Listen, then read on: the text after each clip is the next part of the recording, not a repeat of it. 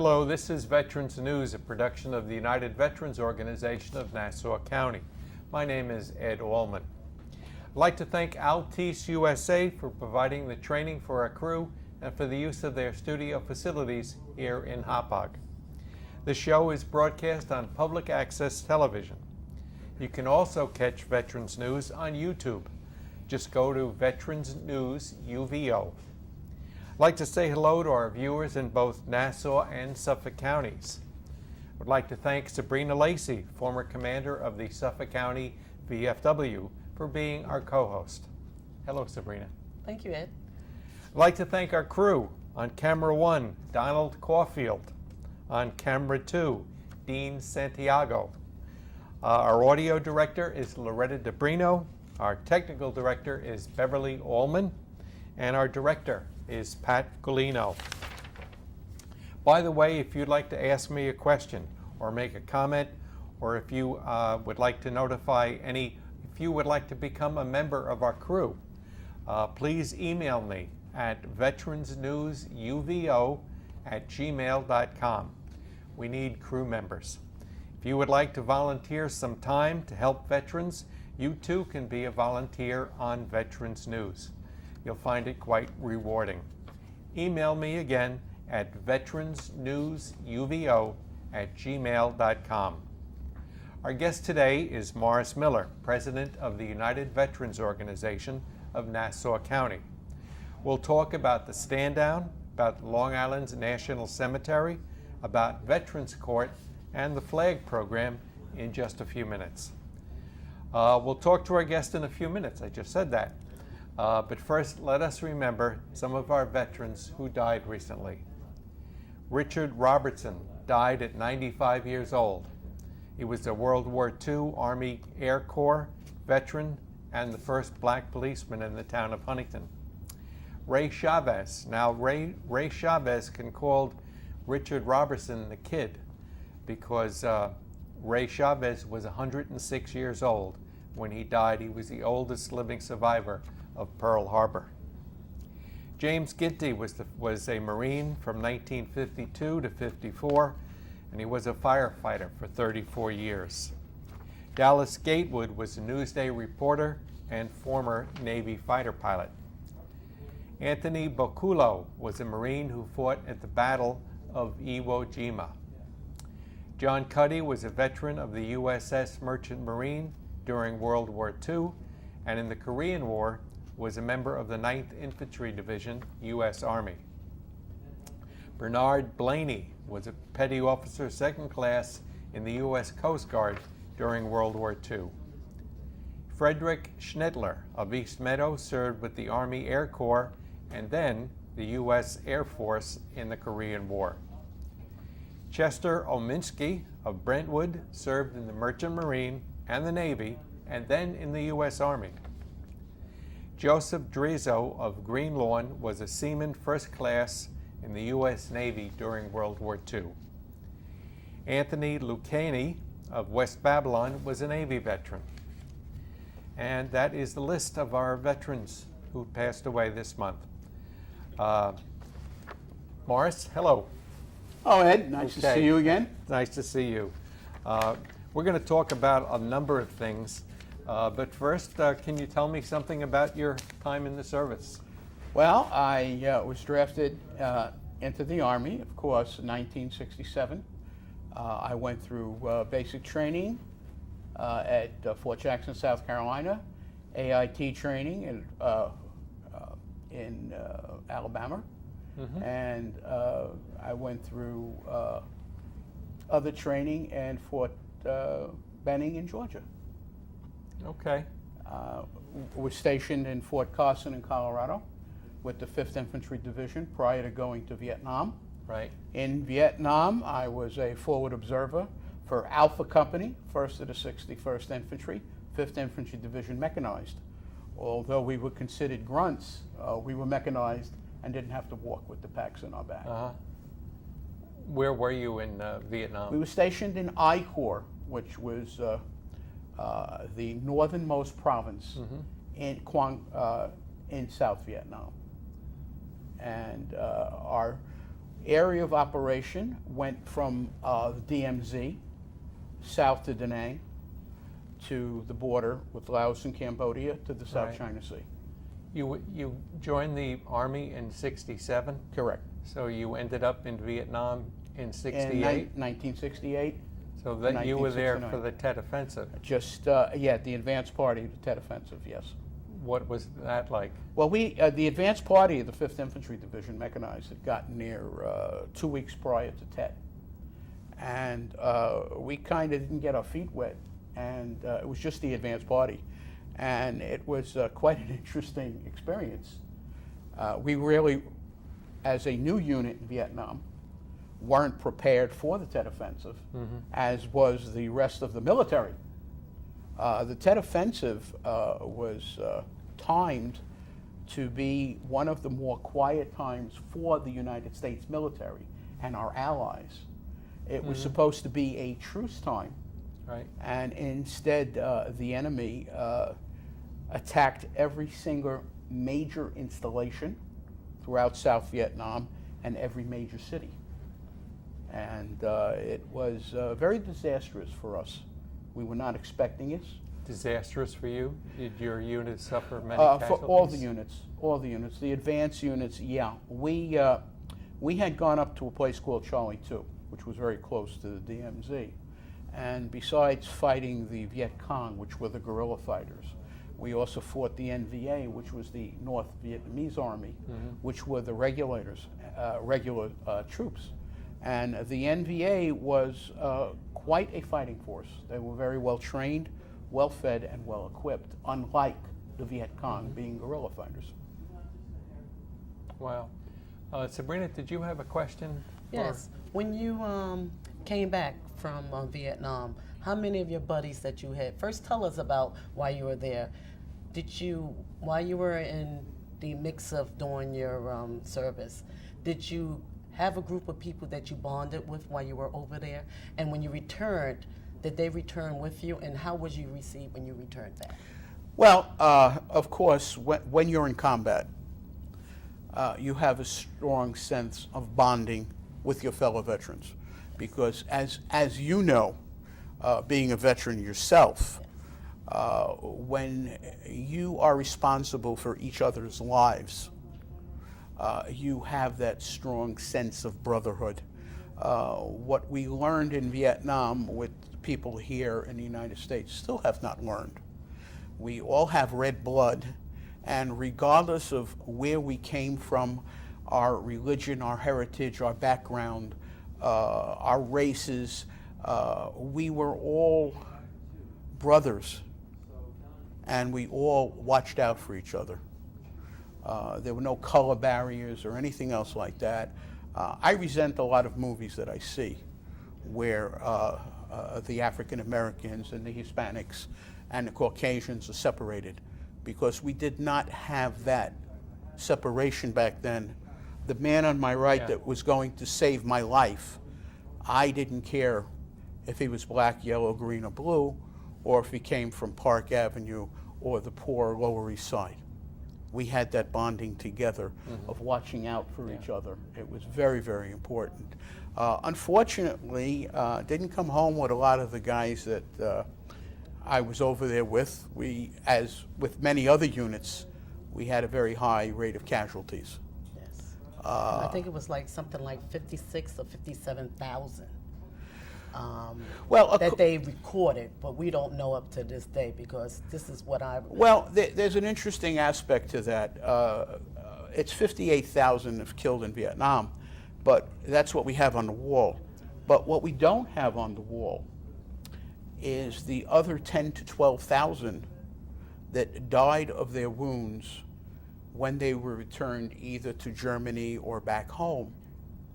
Those names are not on the wall. So it's... And why is that? The people who are on the wall are people who were killed or missing in action in Vietnam, on the ground itself. Not killed from their wound later on, back, say, in Germany. Or out of theater. Or Walter Reed, out of the theater. Yes. as they would say. Yeah. Coming back, many of us had many different experiences coming back. I was coming back on a plane into an Air Force base in the state of Washington. One day I was in the jungle, the next day I had no more time left in the military. Yes. And when we were getting close to touching down, the pilot said on the intercom, when you deplane, stay at least 100 meters away from the fence. And I was so happy to be home. I paid no attention to that. When I got down the stairs, I literally, as many of us did, kissed the ground. And when I looked up, there was a couple hundred demonstrators along the fence with big signs calling us murderers, rapists, baby killers, drug addicts, trying to spit on us, and had gallons of animal blood trying to throw it on us. And it wasn't a good feeling. Where did you land when you came back? It was in the state of Washington, in the Air Force State base. of Washington. Yeah, in the state of Washington, at the Air Force Base. And there are other experiences from other veterans that I've spoken to under the years. We didn't want parades and pats on the back, but we just wanted to come home and resume our lives, but wasn't that way. There was a large amount of people that were there demonstrating. Was there one organization, because I was trying to do some research, was there one organization that came together and brought those people all in one place, or was it just people from I different don't know areas? of any central organization that organized everything. There were many different organizations. There were, I would say, there were different organizations from colleges. There were, unfortunately, some other veterans organizations that felt the war was not correct. But as one central organization, I don't know of any. Okay. I don't know of any. Ed, and as well as you, on behalf of my service, when I served, I'm honored to have you here, and the Vietnam veterans that I served have made me into the soldier that I am. And I makes consider me- myself being a soldier because I got the good training and a good character and a good patriotic from being there. I can say that because I served with the Gulf War and I served with the Iraq and Afghanistan. And I also served with the Koreans, and my uncles were Korean War and so forth. And as I've been doing what I've done over with the VFW over the last 13 years, I've met so many veterans. The most of the veterans that I met that have good character and they gentlemen are the Vietnam veterans, the Korean Wars, and the World War IIs. Those are the characters that make this country what it is today. And that's what we need to go out there and tell the viewers. I don't This know. is how you have to Morris, be. all this and stuff serve it. about how good we were, Yes. doesn't it make you feel old? Well, it Makes me feel But I very wanna old. say it makes thank me you. feel very old, But you but I happen to be old. But like you said, there was 58,000 that did not return. If Yeah. you out there and you served in Vietnam and you here today, we honor you. Yeah. There's Thank nothing you more very that we much. can say. Well, And you I know- apologize for my forefathers and my people before me who did not understand at the time. And that's why we're doing what we're doing together. And welcome home to the both thank of you. you. Well, I thank you very, very much. But you say about the military training, I was kind of a wild kid growing up. I didn't do anything wrong. I didn't mug little old ladies or steal hubcaps. But I was kind of a wild kid when I grew up. I was a leader of the pack and always getting in trouble and fights and everything else. And there was a saying back then that the military would either make you or break you. And I have to tell you, the military definitely made me, gave me a Yeah. different perspective on life, and taught me how to be a man. And although my experiences in Vietnam and seeing my buddies being killed and wounded, that was a bad part of my military service. The 2 years, actually longer than 2 years that I spent in the military, was perhaps the best time in my life to help me grow, to help me to understand and look at things different. And I know Eddie will say the same thing. I was in the Army and Eddie was in the Marines, so he had a little bit different experience, as I say. They were a little tougher, but no, I have to thank the military for making me much of what I am today. You know, and the other part of that goes to my late wife. But Talking about your wife, when did you meet your wife? When did you get married? well, I got married about 3 years after I came home, but I met my wife through the mail when I was in Vietnam.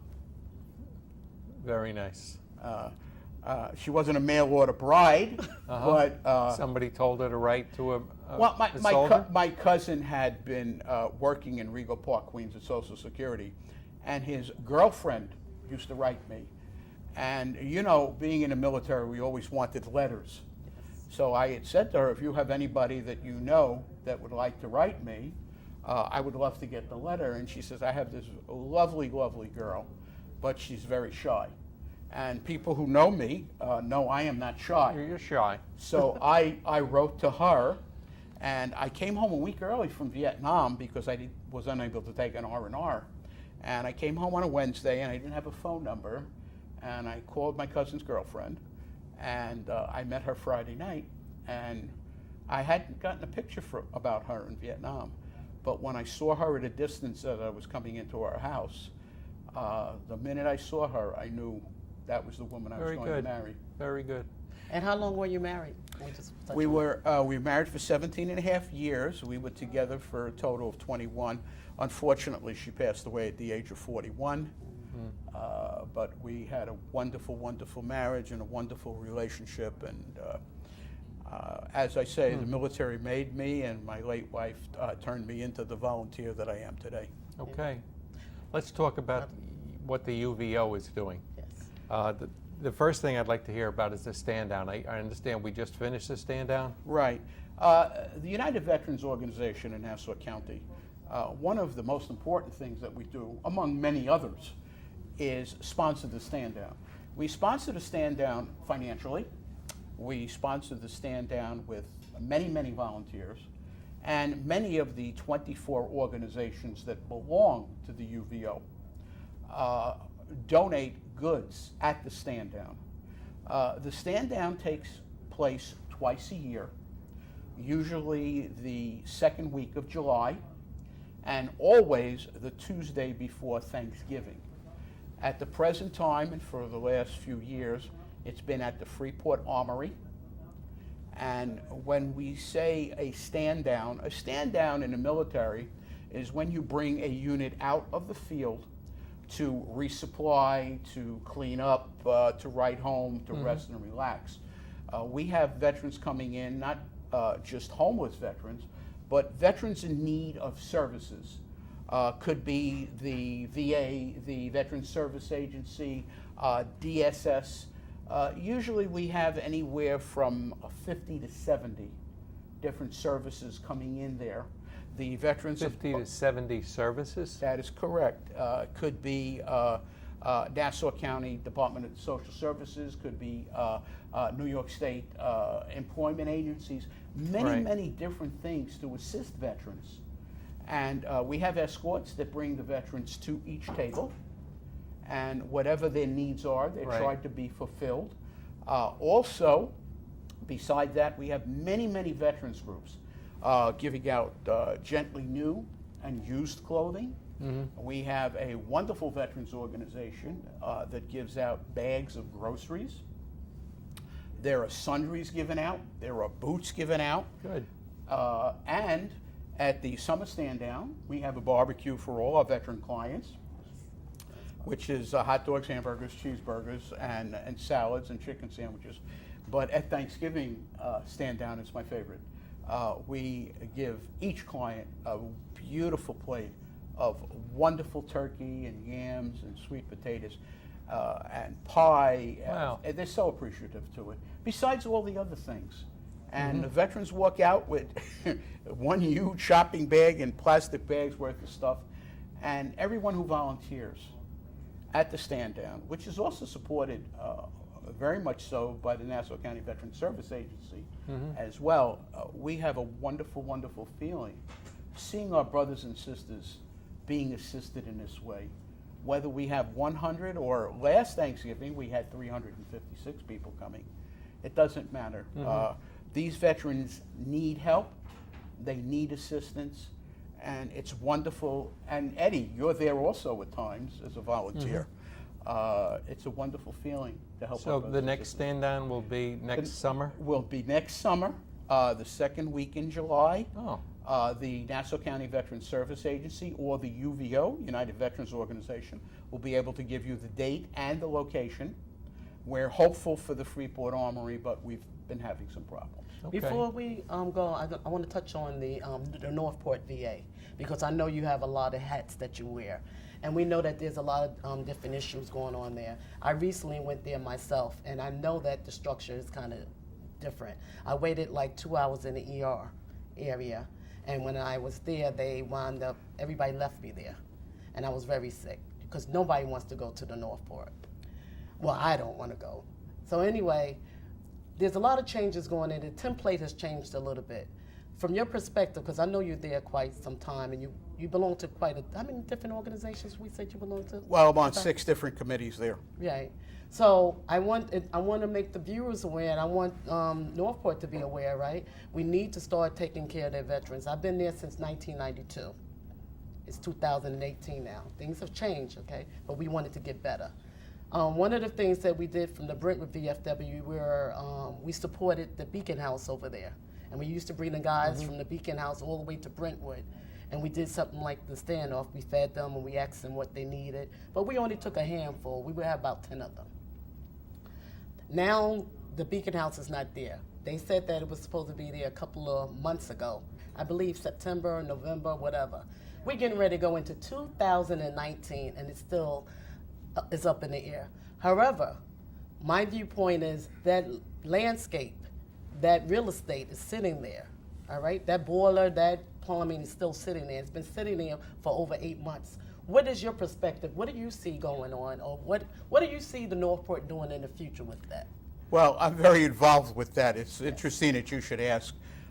Just recently, there was a page article in Newsday about it, but I've been involved with Beacon House at Northport ever since they first came in. Prior to that, I was involved with the Salvation Army, on the board of the Salvation Army at Beacon House.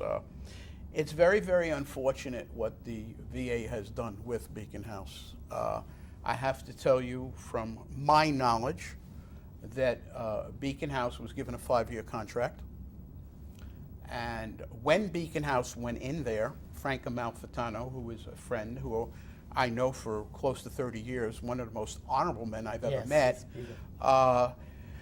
he went in there and spent close to $300,000 redoing the inside, the painting, a lot of the work there, the things, with the hope that it would continue.